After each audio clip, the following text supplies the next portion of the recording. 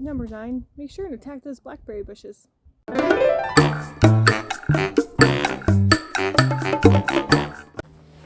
Hello, it is March already, and as you can see, it is sunny outside and I am in a down jacket.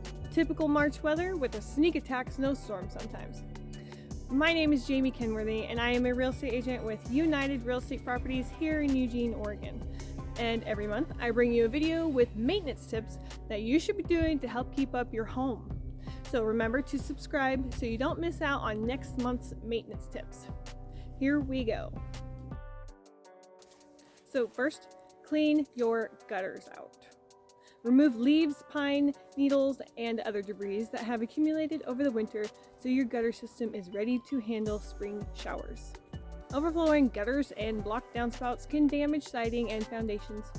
You can also install gutter covers to help prevent buildup. Next, clean the AC condenser. Remove dust and debris that have accumulated on the AC condenser, which is the big metal box outside your house, so that the AC works efficiently. Number 3, prep the yard. Start bringing your yard back to life now, before temperatures warm up for real. Remove branches and stones and use your lawnmower with a catch bag to make short work of dead leaves and twigs.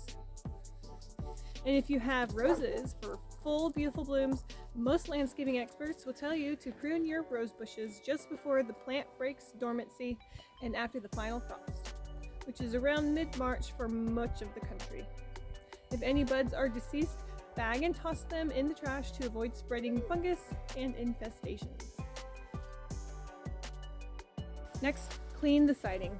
Get rid of dirt and grime that can cause mildew and shorten the life of your siding. As a bonus, the exterior of your home will look fresh and clean for spring.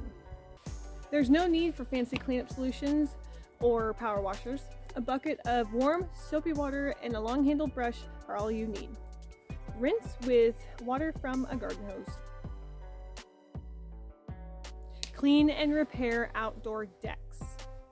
Cleaning your deck of leaves and debris, especially between deck boards, prevents staining and reduces the chance of rot.